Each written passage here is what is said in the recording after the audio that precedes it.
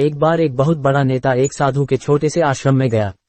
वह साधु के बारे में बहुत सुना था तो उसके मन में आया कि मैं एक बार जा करके देखता हूं कि लोग उसकी इतनी तारीफ क्यों करते हैं। जब वह उस आश्रम में गया तो वहां पर एक छोटा सा कमरा था जहां पर एक कालीन बिछा हुआ था। वहां पर कुछ लोग नीचे बैठे हुए थे और साधु जी सामने बैठे हुए थे। कुछ सवाल जवाब चल रहा था। वह नेता उस आश्रम में आया और उस नेता के साथ में 4 बॉडीगार्ड भी थे और उसकी यह आदत थी कि जहां पर भी वह जाता था लोग अपनी जगह से खड़े हो जाते थे और उसकी तरफ देखते थे, हाथ जोड़ते थे और सर झुकाते थे। लेकिन यहाँ पर ऐसा कुछ भी नहीं हुआ। साधु व्यस्त होने के कारण उसकी तरफ देखा तक नहीं। तभी नेता को लगा कि यह मेरी बेइज्जती है और वह इस बात से गुस्सा हो गया। नेता ने थोड़ा गुस्से से साधु की बात को बीच में काटते हुए कहा कि मैं आपसे कुछ कहना चाहता हूँ।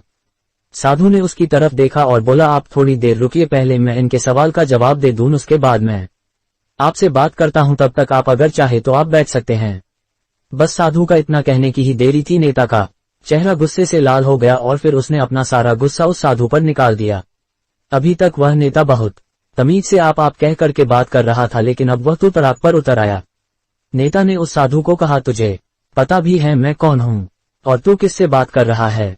साधु ने उसकी तरफ देखा और कहा, मुझे इससे कोई फर्क नहीं पड़ता है कि आप कौन हैं, लेकिन आप जो कोई भी है, अगर आप चाहते हैं कि मैं आपके सवाल का जवाब दूं या आपसे बात करूं तो आपको कुछ देर रुकना होगा। और साधु की यह कहते हैं नेता गुस्से से पागल हो गया और वही सबके सामने चीखने चिल्लाने लग गया।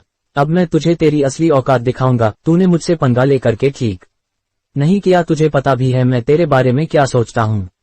साधु ने फिर से नेता की तरफ देखा और बड़े ही प्रेम से कहा कि मुझे इससे कोई फर्क नहीं पड़ता कि आप मेरे बारे में क्या सोचते हैं, आप जो चाहे वह मेरे बारे में सोच सकते हैं। फिर नेता ने उससे कहा कि तू चाहे सुनना चाहता है या नहीं, लेकिन मैं तुझे यही सबके सामने बताऊंगा कि मैं तेरे बारे में क्या सोचता हूँ। तू कोई साधु नहीं है, तू एक बहुत ही घटिया इंसान है, तू एक ढोंगी है, पाखंडी है और यहाँ पर जितने भी लोग बैठे हैं उन सबको बेवकूफ बना रहा है। तेरा बस एक ही मकसद है, इन लोगों की जेब में जितना भी पैसा है वह सब तेरे पास में आ जाए। तू अपने फायदे के लिए इन लोगों का इस्तेमाल कर रहा है और अब मैं तुझे नहीं छोड़ने वाला हूँ। पूरी दुनिया के सामने तेरा पर्दाफाश करके रहूंगा। लेकिन उसके इतना बोलने के बाद भी हल्की सी मुस्कान उस साधु के चेहरे पर बनी ही रही। ये देखकर वह और भी तिलमिला गया और उसने कहा, अब बहुत हो गया, अब मैं यहाँ 1 मिनट भी नहीं रुकने वाला, लेकिन अभी भी तेरे पास मौका है। अगर मुझसे माफी मांगनी है या मुझसे कुछ कहना है तो कह सकते हो। इतना सब होने के बाद भी साधु के चेहरे पर एक मुस्कान थी और वह बिल्कुल शांत था। और फिर उन्होंने अपनी आंखें बंद करी और फिर साधु ने अपनी आंखें खोली, हाथ जोड़े और कहा कि मुझे आपसे कोई गिला शिकवा नहीं है। आपके लिए मेरे मन में कोई भी गलत ख्याल नहीं है। जो भी मेरे बारे में आपने कहा वह आपकी अपनी सोच थी, तो मुझे आप में कोई भी बुराई नजर नहीं आती है। मुझे आप बहुत ही भले इंसान लग रहे हैं। और साधु के इतना कहते ही नेताजी का दिमाग 7वें आसमान पर पहुंच गया। उसके चेहरे पर एक अजीब सी खुशी थी, क्योंकि उस साधु ने वही कहा जो बाकी सब लोग उस नेता को कहते हैं। और वह खुशी खुशी उस आश्रम से अपने घर की तरफ चला गया और जाकर के अपने पिताजी के साथ में बैठ गया।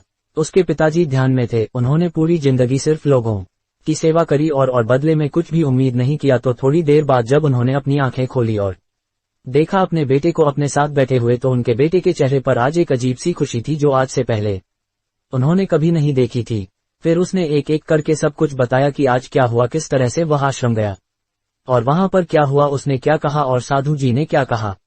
जब उसके पिताजी ने पूरी बात सुनी तो थोड़ा सा मुस्कुराए और अपने बेटे को देख करके बोले कि उन्होंने तुम्हारी तारीफ नहीं करी, क्योंकि उन्होंने वह नहीं कहा कि जो तुम हो, उन्होंने वह कहा कि जो वह खुद है। और तुमने जो भी कुछ उनको कहा वो नहीं कहा कि जो वो है, बल्कि तुमने वह कहा जो तुम खुद हो।